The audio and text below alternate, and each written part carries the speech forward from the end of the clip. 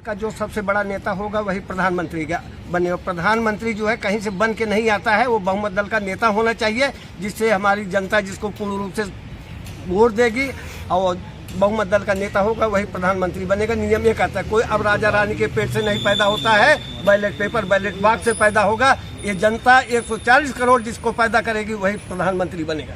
जनता तो फिर मोदी जी को ही चाह रही प्रधानमंत्री बनने के लिए। आपकी सावधान कह रहे हैं, अरे आज भी हम कह रहे हैं तमाम जनता भाजपा के साथ है। देखिए 9 साल बेमिसाल बीता है। अंधा सर्वे है। सुनिए आप, बढ़ती है महंगाई, बढ़ने दो, हम अपना काम चला लेंगे, चावल दाल छोड़ के घास की रोटी खा लेंगे। जब ये किसान बहन बेटियां जवान सड़कों पे होगी, कैसे हम इनका अपमान सा लेंगे। आज 140 करोड़ जनता रोजगार मांग रही है, रोजगार मांग रही है। बेरोजगारी इतनी बढ़ गई है, 15 लाख लोग नौकरी खोजना बंद कर दिए हैं। महंगाई इतनी चरम सीमा पे बढ़ गई है, अब लोग चावल दाल आटा पे ही जाते हैं। आप सीमेंट ले लीजिए, सरिया ले लीजिए, मटेरियल मकान बनाने वाला ले लीजिए, बाइक ले लीजिए, तेल ले लीजिए, साबुन ले लीजिए, कोई ऐसी चीज नहीं है जिसका दाम दुगुना ना हो गया हो। महंगाई के नाम पर मोदी जी ने वोट लिया, बहुत हुई महंगाई की मार। आपकी बार भाजपा सरकार हमने आत्मनिर्भर बना रहे हैं वो मोदी जी। भारत अंग्रेज के छोड़ जाने के बाद 1947 के बाद आत्मनिर्भर ही हुआ है। जब संविधान 26 जनवरी 1950 को लागू किया गया तो भारत को बताया गया कि आत्मनिर्भर होकर के बड़े बड़े संस्थान बनाना है, सड़कें बनाना है, एयरपोर्ट बनाना है, हवाई जहाज बनाना है। आजाद होने पर इस देश में सुई तक नहीं बनती थी। ये हमारे कांग्रेस सरकार की देन है। अच्छे अच्छे पुल, अच्छे अच्छे हवाई अड्डे, सड़कें, बस, परिवहन, स्कूल, शैक्षणिक संस्थानें और बड़ी बड़ी फैक्ट्रियां खड़ी हो गई। आज कह रहे हो आत्मनिर्भर की। ये भाजपा सरकार कांग्रेस की बनाई हुई संपत्तियों को बेच के गुजारा कर रही है। कहते हो आत्मनिर्भर के, सारी चीजें अडानी और अंबानी दे दिए। यहाँ की गरीब जनता मांगती रह गई, रोजगार दीजिए। किसी रोजगार मिल रहा है? सारे चीज निजीकरण के तौर पे जा रहा है, प्राइवेटाइजेशन हो रहा है, तो कहाँ करेंगे? तो भाजपा के बड़े प्रवक्ता कह रहे जब से भाजपा की सरकार आई है, हाँ। हर दिन एक IIT, एक IIM और IIT खुला है।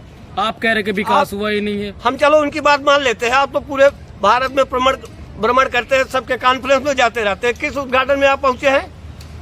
रोज स्कूल बन रहा है, IT हब बन रहा है, सारा चीज बन रहा है। अरे आप गूगल पे चेक कीजिए। भाई साहब, संबित पात्रा ने बोला है, अगर उसके हिसाब से बनता तो अब तक हमारे यहाँ कितना बन जाता है। झूठी अफवाहों के बाजार बहुत गर्म है भाजपा वालों का, इनका IT सेल का। झूठी बाजार में नहीं आइए। आज चले जाइए आप किसी प्राइमरी स्कूल में, कायदे से उत्तर प्रदेश के या मध्य प्रदेश, दिल्ली छोड़ करके प्राइमरी स्तर के डेस्क बेंच भी नहीं होता बच्चों को पढ़ाने के लिए। झूठा बोल रहे हैं। संबित पात्रा नहीं, वो गोबर पात्रा है। हाँ, ये तो बड़ा आरोप है। आरोप एक बड़े प्रवक्ता पे आप आरोप माफी मांगे आप भाई, माफी मांगे। इस लायक है भाई, आप अपमान कर रहे हैं।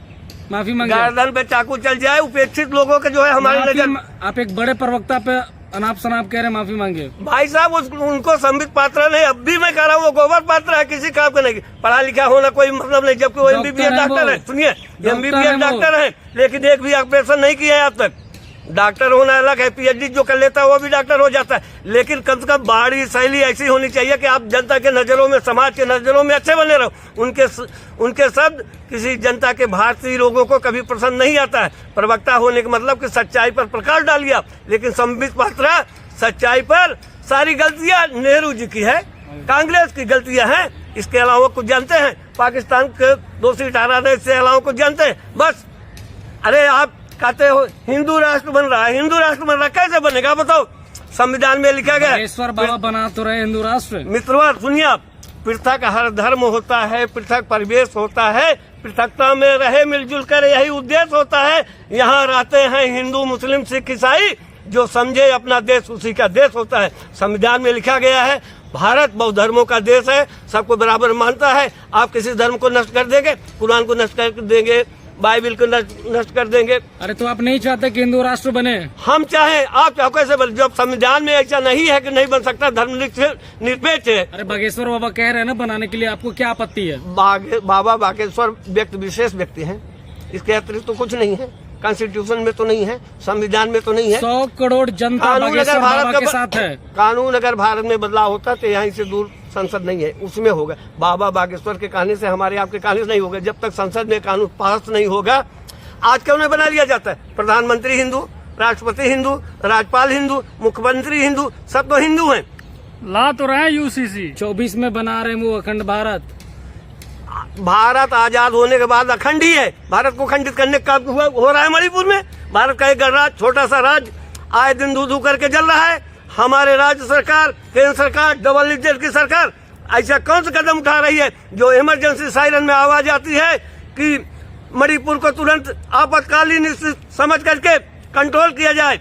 केंद्रीय राज्य मंत्री आर के राजन का घर जला दिया जाता है। दोनों है तो दोषी कौन है? राज्य सरकार है या केंद्र सरकार है या गृह मंत्री है? त्वरित कार्रवाई क्यों नहीं होती? आज मणिपुर जल रहा है, सरकार नहीं बोल रही है। मेरा सवाल यह है, भारत में अगर कोई विदेशी शक्ति आक्रमण कर देगी क्या तो सरकार तब बोलेगी? मोदी नहीं तो फिर कौन? जो जनता जिसको समझेगी, कभी मोदी को समझा तो प्रधानमंत्री बना दिया, कभी अरे 100 करोड़ जनता तो भाजपा के साथ है। भाई मोदी 15वां प्रधानमंत्री है। अब तक जो है जनता समझ करके जवाहरलाल नेहरू से शुरू करके नरेंद्र मोदी दास तक आ गई है। जनता समझी कि अच्छे हैं। महंगाई पे हमने मोदी जी को वोट दे दिया, बेरोजगारी पे दे दिया, जात धर्म दे दिया, शमशान कब्रिस्तान पे दे दिया, हिंदू मुसलमान पे दे दिया, राष्ट्रवाद पे, हर मुद्दे पे तो मोदी जी को वोट दे दिया गया। अब मोदी जी किस आधार पे कौन सा मुद्दा ला के वोट दे लेंगे? अब जो यूसी ये सिविल कोड जो है ये तो सामान्य कानून है, ये तो होना भी चाहिए। हिंदू के लिए अलग कानून, मुस्लिम के लिए अलग। जैसे बच्चे किसी स्कूल में हिंदू, मुस्लिम, सिख, ईसाई पढ़ते हैं, उनके लिए सभी वर्दी, सभी स्कूल, सारी चीजें। 24 में कांग्रेस मुक्त सरकार बना रहे हैं आप? भाई साहब ये नारा भाजपा वाले देते हैं कि कांग्रेस मुक्त भारत करते करते अब तक भाजपा 10 जगह से हार चुकी है। ठीक है, ये बहुत बड़ा सपना टूट गया भाजपा का। भाजपा जब से देश हमारा मजबूत हो गया, इंटरनेशनल देखिए बॉन्डिंग कितना मजबूत हो गया है। मान्यवर आपको नहीं पता है, हमारे देश की रक्षा जो है जल थल नभ की जो है सेनाओं के द्वारा होती है। हमारे सेना का जो है थल में कितनी अस्त्र शस्त्र की जरूरत है, वायु में और जल में। इसके पड़ोसी राज्य आए दिन हमला करने की तैयारी में है। हम अगर आत्मनिर्भर होते तो राफेल फ्रांस से नहीं खरीदते। हम आत्मनिर्भर उस दिन हो जाएंगे जब सामरिक हथियार हमारे यहाँ निर्मित होना चाहेगा और पड़ोसी राज्यों से 10 गुना हम हथियार हमारा ज्यादा हो जाएगा और 10 गुना ज्यादा हमारी सेना हो जाएगी। तब कहीं जाकर के हम मजबूत हो पाएंगे। हमारी आर्थिक स्थिति मजबूत हो जाएगी, हमारे शैक्षणिक संस्थान मजबूत हो जाएंगे, हमारे देश के कारोबार मजबूत हो जाएंगे, तब देश जाकर के मजबूत बनेगा। मजबूत तो हो ही गया है। पढ़ लिख कर आए, अच्छे डिग्री डिप्लोमा लेकर लोग घरों में बैठे हैं, मजबूत क्या हो गया है? बेरोजगारी कहाँ गई, महंगाई कहाँ गई? इससे नहीं देश मजबूत होता है। आय भी तो बढ़ गई आपकी। आय घट गई, आप डाटा उठा के देख लीजिए। आय बढ़ गई। आए दिन किसान आत्महत्या कर रहे हैं, बेरोजगारी में लोग नौकरियां नहीं पा रहे हैं, छोड़ करके आत्महत्या कर रहे हैं। गलत क्यों आप कर रहे हैं? आय बढ़ गई। उनके रटे रटाए शब्दों का आप उत्ते लिस्ट करते हो। 9 साल बेमिसाल, 9 साल में बेमिसाल बहन बेटियों के हत्या बलात्कार की संख्या डाटा पे आई, उठा करके आप देख लीजिए। बेरोजगारी आप बड़े पैमाने पे देख लीजिए, महंगाई बड़े पैमाने पे देख लीजिए। अरे लोग मोदी मोदी कह रहे हैं, आप मोदी का विरोध कर रहे हैं। हमने कब कहा मोदी का हम विरोध कर रहे हैं? हम महंगाई की डिमांड कर रहे हैं। मोदी तो यह भी कहा करके आ गए महंगाई भी कम होगी, बेरोजगारी भी कम होगी, सरकार तो उन्हीं 2 की है। करोड़ नौकरियां मिलेगी। सरकार तो उनकी मोदी जी की है। भाई ये संविधान का सिस्टम है कि आया है जो चला जाएगा। कोई इंदिरा गांधी 15 साल राज की, मनमोहन जी 10 साल की है और अटल जी ने सभी ने भाजपा के लोग कह रहे हैं आजीवन प्रधानमंत्री मोदी रहेंगे 50 साल।